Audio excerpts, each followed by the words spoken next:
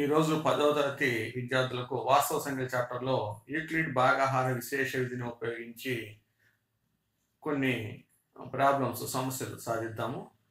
ముందుగా యూక్లిడ్ భాగాహార విశేష విధి అంటే యూక్లిడ్ డివిజన్స్ లెమ్మా అని ఇంతకుముందు క్లాస్లో మనం నేర్చుకున్నాము.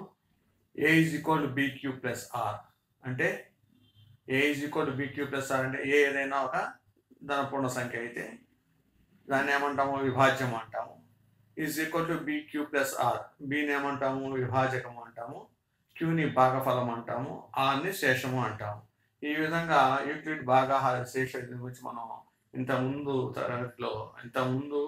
క్లాస్లో మనం నేర్చుకున్నాము. ఈరోజు మనం దాన్ని ఉపయోగించుకొని క్యూ ఏదైనా ఒక పూర్ణ సంఖ్య అయినప్పుడు ప్రతి ధన బేసి పూర్ణ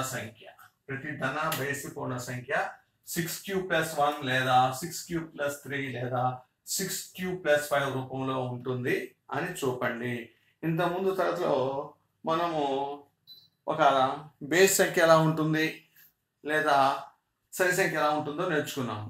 బేస్ సంఖ్య అంటే 2q+1 రూపం, అదే 2m+1 లేదా 2n+1 రూపంలో ఉంటుంది. అదే సరి సంఖ్య అయితే 2m రూపం, అదే 2n రూపం, అదే 2n రూపం. మన ఇష్టం, ఎలాగైనా మనం చెప్పుకోవచ్చు. అంటే 2 చేత భాగించబడే సంఖ్యల్ని సరి సంఖ్యలని, 2 చే భాగించినప్పుడు శేషము 0 కాకుండా 1 వస్తే దాన్ని బేస్ సంఖ్య అని అంటాము. అంటే మనం ఒకసారి దాన్ని గుర్తు తెచ్చుకుందాము. అంటే సరి సంఖ్య యొక్క సాధారణ రూపం మనం ఏం చెప్పుకోవచ్చు అంటే సరి సంఖ్య యొక్క సాధారణ రూపము 2m అనుకుందాం. అదే బేస్ సంఖ్య యొక్క సాధారణ రూపం అంటే 2m+1 లేదంటే 2n+1. ఇదేమో సరి సంఖ్య సాధారణ రూపం, ఇదేమో బేస్ సంఖ్య యొక్క సాధారణ రూపం. ఈ రెండు గుర్తుపెట్టుకుందాం. ఈ సాధించాలంటే తెలిసి ఉండాలి మనకి. ఎందుకని ధన బేసి పూర్ణ సంఖ్య అన్నాడు. అంటే ఏ రూపంలో ఉంటుంది, 2m+1 రూపంలో ఉంటుంది ఈ సహజంగా. సరే, ఇప్పుడు మనం మన సమస్యలోకి వెళ్దాం. క్యూ ఏదైనా ఒక పూర్ణ సంఖ్య అయినప్పుడు ప్రతి ధన బేసి పూర్ణ సంఖ్య 6q+1 లేదా 6q+3 లేదా 6q+5 రూపంలో ఉంటుంది అని చూడండి. మనకు తెలుసు యూక్లిడ్స్ డివిజన్ లెమ్మా, యూక్లిడ్ భాగాహార విశేష విధి ఏంటది? A equal B Q plus R. R అంటే ఏం చెప్పుకున్నాం, శేషం ఎంత ఉండొచ్చు మనకి? ఈ శేషానికి కండిషన్ ఏంటి? 0 < r < b. ఇది యూక్లిడ్ భాగాహార విశేష విధి. అంటే ఈ శేషం ఎంత ఉంటుంది? భాజకానికంటే తక్కువగా 0 కానీ, అంటే 0 నుంచి భాజకం కంటే తక్కువగా ఉండొచ్చు. అంటే ఇక్కడ మనం ప్రతి ధన బేసి పూర్ణ సంఖ్య అంటే ఇక్కడ మనము ఏంటంటే ఒక ధన పూర్ణ సంఖ్య అనుకుందాం. ఏ ఒక ధన పూర్ణ సంఖ్య, ధన బేసి పూర్ణ సంఖ్య అనుకుందాం. ధన పూర్ణ సంఖ్య తీసుకుందాం. ధన పూర్ణ సంఖ్య అనుకున్నాము. బి ఈక్వల్ ఎంత తీసుకుందాం అంటే ఈ సమస్యలో ఇక్కడ బి ప్లస్ ఎంత ఉంటుంది? 6 ఉంటుంది కదా, 6 తీసుకుందాం. మళ్ళీ ఒకసారి గమనించండి సమస్యని. ఏ ఈక్వల్ బీక్యూ ప్లస్ ఆర్. ఈ శేషం ఎలా ఉండాలంటే 0 నుంచి బి. అంటే ఇక్కడ బి ఎంత? 6. అంటే శేషం ఎంత ఉంటుంది? శేషము 6 వచ్చి ఎంత ఉంటుందంటే 0 < r b ఎంత? r. అంటే శేషం ఎంత ఉండొచ్చు?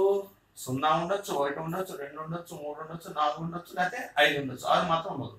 అంటే 6 కంటే చిన్నదిగా ఉంటుంది, 0 తోటి సమానంగా ఉండొచ్చు, మధ్యలో ఏదైనా కూడా ఉండొచ్చు అన్నమాట.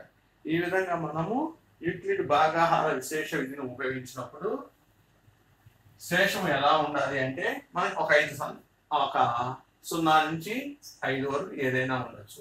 అంటే ఈ ధనపూర్ణ సంఖ్య ఎలా ఉండొచ్చు? A is equal B Q plus R కదా. బి అంటే ఎంత అనుకున్నాం? 6. 6q ప్లస్ ఏమై ఉండొచ్చు? 0 ఉండొచ్చు.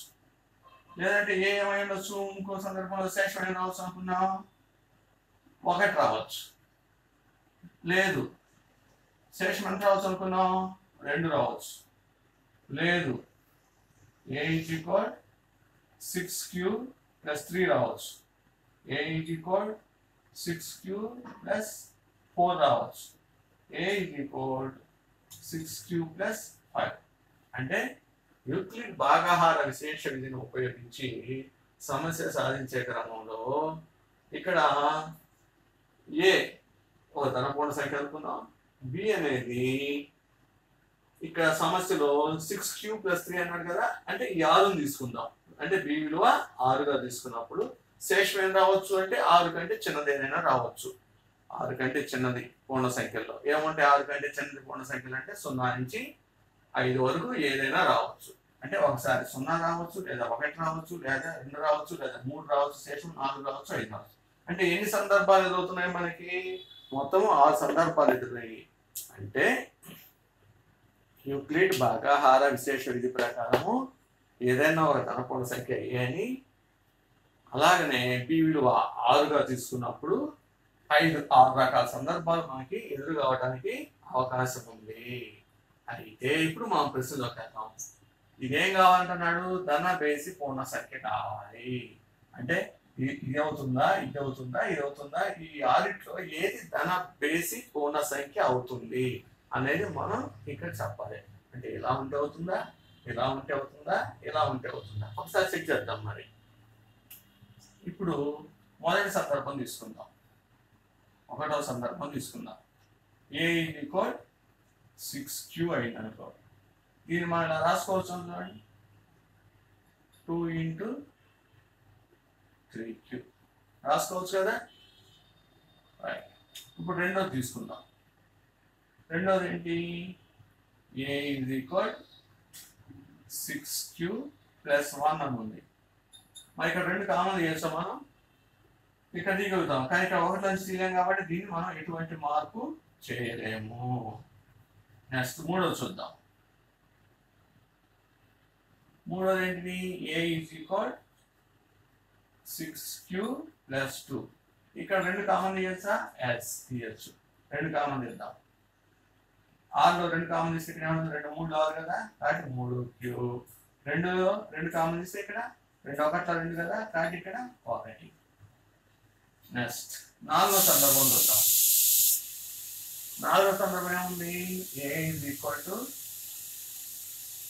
6q plus 3 తీసుకుందాం.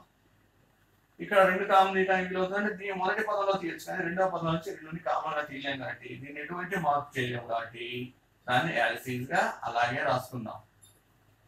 నెక్స్ట్ 5వ సందర్భం, a = 6q plus 4. ఇక్కడ 2 కామన్ తీయచ్చు, 2 పదాల నుంచి తీయచ్చు. అప్పుడు 2 కామన్ తీస్తే ఇక్కడ ఏం అవుతుందో చూడండి, 3q plus 2. నెక్స్ట్ 6వ సందర్భం తీసుకుందాం. a = 6q plus 5 అవుతుంది. మొదటి పదాల నుంచి 2 కామన్ తీయగలుగుతాయని 5 నుంచి 2ని మనము కామన్ గా తీసి రాయలేము కాబట్టి యాజ్ ఈజ్ గా ఉన్నట్టు రాద్దాం. ఇలా ఎందుకు రాసాము, మీకు ఇప్పటికే కొంత అవగాహన ఉండాలి. ఎందుకు ఇక్కడ 2 యొక్క లబ్ధంగా రాసాము, ఈ 6q ని 2 యొక్క లబ్ధంగా రాసాం. 6q plus 2ని 2 అంటే 2 సంఖ్యల లబ్ధంగా, అంటే 2 యొక్క లబ్ధంగా రాయగలిగాము. 6q plus 5 దీన్ని రాయలేకపోయాము, కానీ 6q plus 4ని రాయగలిగాము. అంటే 3 సందర్భాలు మనం గమనించవచ్చు. 1 2 3. ఈ 3 సందర్భాల్లో అంటే మొత్తం 6 సందర్భాలు వస్తాయి. ఈ 6 సందర్భాల్లో 3 సందర్భాల్లో వచ్చేటువంటి విలువని 2 యొక్క లబ్ధంగా రాయగలిగాము. అంటే ఏంటి, మనం దా చెప్పుకున్నాం, ఏది సరి సంఖ్య యొక్క సాధారణ రూపం అంటే ఏమని చెప్పుకున్నాం, 2m రూపంలో ఉండొచ్చు. మరి బేస్ సంఖ్య యొక్క సాధారణ రూపం అంటే 2m + 1 రూపంలో ఉండొచ్చు. అంటే 2m అంటే ఈ బ్రాకెట్ లో ఉండేది ఏదన్నా కానీ మనకి దాన్ని m అనుకుంటాం, అప్పుడు ఇది ఏమవుతుంది, 2m రూపం అవుతుంది. ఇక్కడ బ్రాకెట్ లో ఉండేది కూడా m అనుకోండి, ఇది కూడా 2m అవుతుంది. ఇక్కడ బ్రాకెట్లో ఉన్న దాన్ని ఏదో ఒక పూర్ణ సంఖ్య వస్తుంది కాబట్టి ఇది కూడా m అనుకోండి. అంటే ఇది 2m అవుతుంది, ఇది 2m అవుతుంది, ఇది కూడా 2m అవుతుంది. అంటే ఇది 2m రూపంలో ఉంది, ఇది మాత్రం రాయలేకపోయాము. ఇది 2m రూపంలో ఉంది, ఇక్కడ 5 కూడా 2m రూపంలోనే ఉంటుంది. అంటే ఇక్కడ మనం ఏం రాసుకోవచ్చు అంటే ఇది ఈక్వల్ టు 2m. మళ్ళీ ఇక్కడ కూడా 2m, మళ్ళీ ఇక్కడ కూడా 2m. ఎందుకని ఈ బ్రాకెట్లో ఉన్నటువంటి 3q ఉంది కదా, దీన్ని నేను m అనుకుంటున్నాను, మీరు k అయినా అనుకోండి, నో ప్రాబ్లం. ఇక్కడ 3q + 1 ఉంది కదా, దీన్ని కూడా మనం m అనుకుందాం. అలానే ఇక్కడ దీంట్లో కూడా 3q + 2 ఉంది కదా, దీన్ని కూడా m అనుకుందాం. అప్పుడు ఇదేమైంది 2 × m 2m, 2 × m 2m, 2 × m 2m. అంటే ఈ 3 సందర్భాల్లో 2m రూపంలో ఉన్నాయి. అంటే ఏంటి, ఈ 3 సరి సంఖ్యలు సూచిస్తాయి. కానీ మనకు కావాల్సింది ఏంటి, ధన బేసి పూర్ణ సంఖ్య. అంటే ఈ 3 సరి సంఖ్యలు అయితే ఇక్కడ రాయలేకపోయామే, 2m రూపంలో రాయలేకపోయాము, చూసారు కదా. ఇది ఒకటి, ఇది ఒకటి, ఇది ఒకటి. 2m రూపంలో రాయలేకపోయామంటే దాని అర్థం ఏంటి, ఇవి బేసి సంఖ్యలకి సరిపోతాయి. అంటే ఈ 3 సందర్భాలు ఏమొస్తాయి, బేసి సంఖ్యలే అవుతాయి. ఎందుకని, బేసి సంఖ్య యొక్క సాధారణ రూపము 2m + 1. అంటే సరి సంఖ్యలు కానివన్నీ ఏమైంది, బేసి సంఖ్యలు. కాబట్టి మనం చివరిలో ఏమైనా కంక్లూజన్ చేయొచ్చు, ప్రతి ధన బేసి సంఖ్య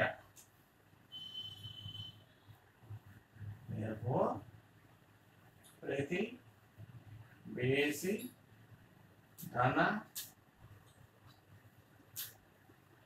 పూర్ణ సంఖ్య ఏ రూపంలో ఉంటుందని చెప్పచ్చు, 6q + 1 లేదా ఇంకొకటి మిగిలిపోయి 6q + 3 లేదా 6q + 5 రూపంలో ఉంటాయి. మళ్ళీ ఒకసారి మీకు చూడండి, ఇది అర్థం చేసుకునే ముందు ఒక చిన్న పాయింట్ని అర్థం చేసుకోండి. ఏమిటంటే అది ధన సరి సంఖ్య యొక్క సాధారణ రూపము 2m గాను, అదే బేస్ సంఖ్య యొక్క సాధారణ రూపం వచ్చేసరికి 2m + 1 గాను రాస్తాం అన్నమాట. అయితే ఇక్కడ మనకి ఇచ్చిన సమస్యలో ఏదైనా ఒక ధన బేసి పూర్ణ సంఖ్య 6q + 1 లేదా 6q + 3, 6q + 5 రూపంలో చూపండి అన్నాడు. దీనికి ఉపయోగించుకోవాల్సినటువంటి సూత్రం ఏంటి అంటే యూక్లిడ్ డివిజన్ లెమ్మ, యూక్లిడ్ భాగాహార విశేష విధి. దాన్ని ముందు ఒకసారి గుర్తు తెచ్చుకుందాం. a = bq + r రూపంలో రాస్తూ, ఈ r అంటే శేషము, శేషం ఎంత ఉంటుంది అంటే 0కి మరియు భాజకము bకి మధ్యలో ఉంటుంది. ఇంతకుముందు క్లాసులో మనం యూక్లిడ్ డివిజన్ లెమ్మ గురించి నేర్చుకున్నాం. దాంట్లో యూక్లిడ్ డివిజన్ లెమ్మలో మనం చెప్పుకున్నాం అన్నమాట, విభాజ్యము విభాజకము ఇంటూ భాగఫలము ప్లస్ శేషము అని. దాని ప్రకారం మనము యూక్లిడ్ డివిజన్ లెమ్మ ప్రకారము శేషం అనేది 6 రకాలుగా ఉండొచ్చు. 6తో భాగాహారం చేసినప్పుడు శేషం ఏమి రావచ్చు అంటే 0 రావచ్చు, 1 రావచ్చు, 2 రావచ్చు, 3 రావచ్చు, 4 రావచ్చు, 5 రావచ్చు. అంటే 6 సందర్భాలు ఏర్పడతాయి. ఈ 6 సందర్భాల్లో మనం యూక్లిడ్ డివిజన్ లెమ్మ ప్రకారం రాసుకున్న తర్వాత అందులో వచ్చేటువంటి 6 రూపాల్లో ఏవి సరి సంఖ్యలు అవుతున్నాయి, ఏవి బేసి ధనపూర్ణ సంఖ్యలు అవుతున్నాయో గమనిస్తే, 1వ సందర్భంలో 6qని మనము 2m దాకా రాసుకోగలిగాము. అలానే 3వ సందర్భంలో 6q + 2ని కూడా 2m రూపంలో రాసుకోగలిగాము. అదేవిధంగా 5వ సందర్భంలో కూడా 6q + 4 కూడా సరి సంఖ్య యొక్క సాధారణ రూపము 2m దాకా రాయగలిగాము. ఈ 3 సందర్భాలు రౌండ్ అప్ చేసాను చూసారా, ఆ సందర్భాల్లో మాత్రము మనము సరి సంఖ్య యొక్క సాధారణ రూపంలోకి రాసుకోలేకపోయాము. కాబట్టి ఈ 3 ఏంటి, బేస్ సంఖ్యలు. కాబట్టి ఒక ధన బేసి పూర్ణ సంఖ్య ఏ రూపంలో ఉంటుంది, 6q + 1లో కానీ 6q + 3 రూపంలో కానీ 6q + 5 రూపంలో కానీ ఉంటుందనే విషయాన్ని మనం గమనించవచ్చు. ఏదైనా ధనపూర్ణ సంఖ్య యొక్క వర్గము 3p+1 రూపంలో ఉంటుందని యూక్లిడ్ భాగాహార విశేష విధిని ఆధారంగా చూపండి. ఇంత ముందల ఏదైనా ఒక ధన బేసి పూర్ణ సంఖ్య యొక్క రూపము 6q are 6q+1 are 6q+5 అని చూపన్నారు. ఇక్కడ కూడా అదే విధంగా యూక్లిడ్ భాగాహార విశేష విధిని ఉపయోగించి రాద్దాము. మనం ముందు అది రాద్దాము. యూక్లిడ్ భాగాహార విశేష విధి దాని కండిషన్ ఏంటి? a = bq+r. కండిషన్ r యొక్క కండిషన్ ఏంటి? r ఎలా ఉండాలి? 0 r b. ఇది యూక్లిడ్ భాగాహార విశేష విధి. దీంట్లో ధనపూర్ణ సంఖ్య యొక్క వర్గం అనుకున్నాడు. కాబట్టి ఏదైనా ఒక ధనపూర్ణ సంఖ్య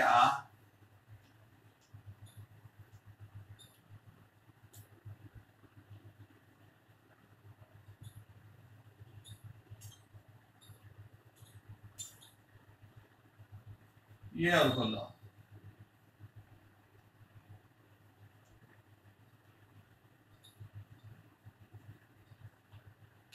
బి ఏమనుకుందాం అంటే ఇక్కడ 3p+1 అన్నాడు కదా. bq+r అంటే 3p అంటే 3p+0 అంటే p = 3 అని తీసుకుందాం.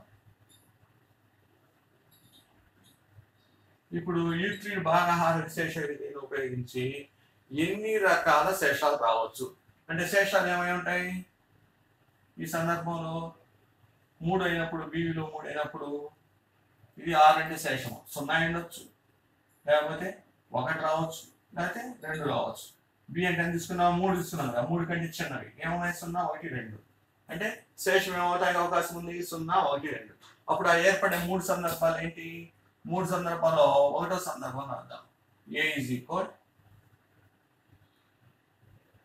bq+r కదా. b అంటే 3 అనుకుందాం. 3q + r శేషం. రెండో సందర్భం a = 3q శేషం 1. మూడవ సందర్భం a = 3q + 2. అంటే యూక్లిడ్ భాగాహార విశేష విధిని ఉపయోగించి ఏదైనా ఒక ధనపూర్ణ సంఖ్య a అని b అనేది అంటే భాజకం 3 అనుకున్నప్పుడు 3 సందర్భాలు ఏర్పడటానికి అవకాశం ఉంది. ఇవి ఆ 3 సందర్భాలు. అయితే మా ప్రశ్నలోకి వెళ్దాం. ధనపూర్ణ సంఖ్య యొక్క వర్గము. వర్గం అంటే ఏం చేయాలి మనకు తెలుసు కదా. అంటే ఇరువైపులా వర్గం చేద్దాం.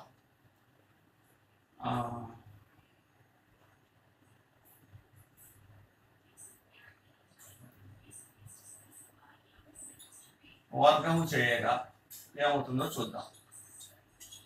ఏని వర్గం చేస్తే ఏమవుతుంది? a² అవుతుంది. లెఫ్ట్ హ్యాండ్ సైడ్ చేస్తే రైట్ హ్యాండ్ సైడ్ కూడా 3q+0 అంటే అర్థమైంది 3q² +0 విలువ ఉండదు అంటే 9q² వచ్చింది. 9 మళ్ళా మనం ఎలా రాసుకోవచ్చు? మనం ఇట్లా రాసుకోవచ్చు అని గమనించండి. 3 3 9q². మరి ఈ సందర్భం రెండో సందర్భంలో వెళ్తాం. a² = 3q+1 2 అవుతుంది. ఇది ఎలా ఉంది? a + b 2 అంటే a² + 2ab + b². ఇక్కడ a² అంటే 3q² అంటే 9q² ప్లస్ b² అంటే అదే 2ab అనుకోండి. 2 3 6 6q ప్లస్ b² అంటే 1. మనకేమొచ్చిందో ఒకసారి గమనించండి. ఇది a + b² a² అంటే 3q² 3q² అంటే 3q × 3q అంటే 9q². a² + 2ab 2a అంటే 3q 2 3 6q 6q × 1 6q. Next b² అంటే 1² అంటే 1. నెక్స్ట్ దీని ఏమన్నా మళ్ళీ మనం మార్చి రాయొచ్చు అని గమనించండి. ఇలా రాద్దామా? 3 కామన్ ఇద్దాము. 3 కామన్ ఇస్తే ఇక్కడ ఏం మిగులుతుంది? 3q² మిగులుతుంది. ఇక్కడ 3 కామన్ ఇస్తే 2q మిగులుతుంది. ఇక్కడ +1 అలాగే రాసేద్దాం. ఎందుకని 1 నుంచి 3 కామన్ తీయలేం కదా, అందుకని. అలాగే మూడో సందర్భానికి వెళ్దాం. a² = 3q + 2 whole square. 3q + 2 whole square = 9q² + 2ab. 2 3 6 6 12 12q plus b² అంటే 4. ఇక్కడ మనం దీన్ని ఇలా చిన్న మార్పు చేద్దాం. 9q² + 12q. 4 ఏం రాద్దామంటే 3 + 1 అని రాద్దాం. 3 + 1 అంటే 4 సరిపోతుంది. ఇప్పుడు ఈ 3 పదాల్లో 3 కామన్ చేద్దాం. తీస్తే ఇక్కడ ఏం మిగులుతుంది బాగా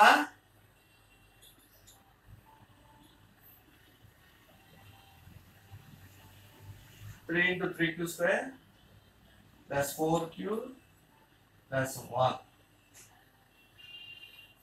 చూడండి ఇక్కడ 3 3 9q², 3 4 12q, 3 1 3 + 1.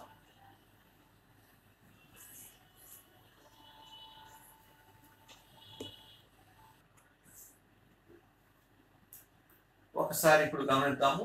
a² అంటే ఏమొచ్చింది 3 × బ్రాకెట్లో 3q² వచ్చింది.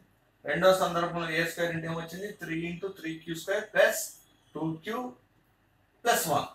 అదే మూడో సందర్భంలో a² = 3 × 3q² + 4q + 1. ఇది మొత్తం ఒకటే పదం +1 వచ్చింది. ఇంతవరకు గమనించుకుంటే మనం బ్రాకెట్లో ఉండడానికి ఒక పేరు పెట్టుకుందాం. ఇక్కడ బ్రాకెట్లో ఏముంది, మొదటి సందర్భంలో 3q² ఉంది, దాన్ని ఏమనుకుందాం p అనుకుందాం. అప్పుడు ఇది ఏమవుతుంది a² = 3p. బ్రాకెట్లో ఏం పెడదామంటే సిన్స్ 3q² = p అని పెట్టాం. నెక్స్ట్ రెండో సందర్భంలో a² అంటే ఈ బ్రాకెట్లో ఉంది కదా, ఈ బ్రాకెట్లో ఉన్న దాన్ని ఏముందో రాసుకోండి. 3q² + 2q ఉంది. దీనికి ఏం పేరు పెడతాం p అని పేరు పెడతాం. ఎందుకని ఇది కూడా ఏదో ఒక పూర్ణ సంఖ్య అవుతుంది, ఇది కూడా ఏదో ఒక పూర్ణ సంఖ్య అవుతుంది. కానీ దీనికి ఆ వచ్చే పూర్ణ సంఖ్య పేరు p అని, ఇక్కడ వచ్చే పూర్ణ సంఖ్య పేరు కూడా p అనే పెట్టుకున్నాం. అప్పుడు ఇది ఏమవుతుంది 3, ఈ బ్రాకెట్ లో నాకు ఏం పేరు పెట్టాం p, 3p + 1.